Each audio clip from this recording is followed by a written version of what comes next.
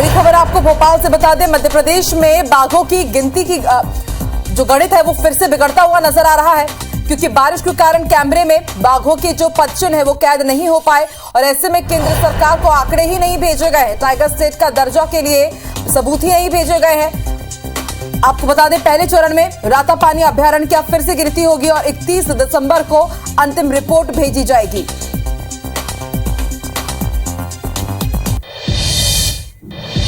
और ज्यादा जानकारी के लिए भोपाल का रुख कर लेते हैं, हमारे सहयोगी सुखिल जुड़ चुके हैं। सुखिल, बेहद बड़ी लापरवाही कि जो टाइगर स्टेट का दर्जा मध्य प्रदेश के प्राप्त है वो खतरे में नजर आ रहा है, तो आखिर आंकड़े क्यों नहीं भेजे गए? बारिश के कारण पहले नहीं भेजे गए, बारिश बीते हुए काफी अरसा समय हो चुका है।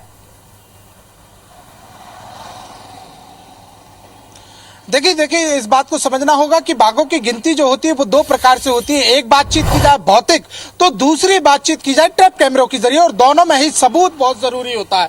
लेकिन इस बार जो भारी बारिश हुई है उसके चलते जो ट्रैप कैमरे लगाए गए थे उनमें जो बाघों की तस्वीर है वो ज्यादातर धुंधली यहाँ पर आई, और इसी कारण से जो उनकी पहचान होती है, जो उनकी धारियों से जिनकी प्रकार से पहचान होती है, जिन्हें नाम दिए जाते हैं, हमने अक्सर ये नाम सुने कि T21, T20, T23, T420, ये तमाम जो नाम होते हैं, ये नाम सिर्फ औपचारिक नहीं होते बल्कि इनके वंशानुगत जो टाइगर होते हैं उस आधार पर नाम होते हैं, और इसी आधार पर गणना की जाती है। और उनका जो वंश है, जो किस वंश से, किस टाइगर से कौन सा शावक जन्म ले रहा है, किस स्थिति में है, उससे ही पूरा आंकड़ा लगाया जाता है।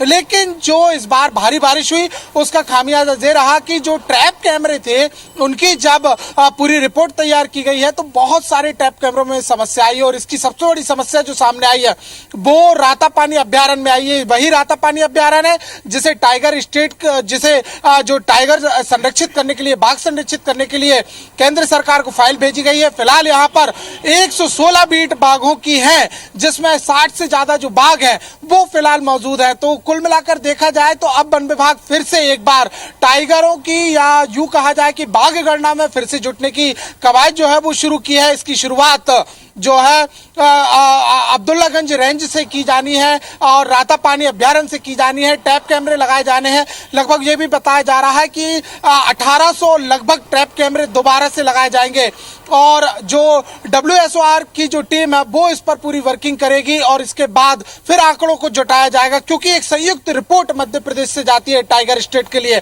ये पूरा काम जो था ये 15 नवंबर तक पूरा हो जाना था, लेकिन रातापानी के साथ साथ 3 अभ्यारण्य और ऐसे हैं जिनकी बात सामने आ रही है, जिसमें हम पैच की बातचीत करें, कान्हा किसली की बातचीत करें और संजय दुवारी की बातचीत करें, तो ये 3 अभ्यारण्य भी ऐसे हैं जिनमें टाइगरों की पहचान को लेकर फिलहाल संशय की स्थिति बनी हुई है। तो सटीक आंकड़ों के लिए फिर से इस गणना की बातचीत कही गई है। पहले चरण में जो रातापानी है वहां के बाघों की गणना की जाएगी। 21 दिसंबर तक इसकी रिपोर्ट जो है वो तैयार की जाएगी, और इसके बाद यह निर्णय लिया जाएगा कि आगामी किस तरीके से पूरी जो रिपोर्ट तैयार होकर भेजनी है, क्योंकि मध्य प्रदेश का सीधा जो मुकाबला है वो कर्नाटक के साथ है, क्योंकि कर्नाटक और मध्य प्रदेश में मात्र 1 बाघ का अंतर है। 1 बाघ से मध्य प्रदेश को टाइगर स्टेट का दर्जा मिला हुआ था। ये देखते हैं इस आंकड़ों के बाद लिस्ट कितनी प्रभावित होती है और टाइगर स्टेट का जो तमगा है वो कर्नाटक ले जाता है या फिर मध्य प्रदेश। शुक्रिया आपकी जानकारी के लिए।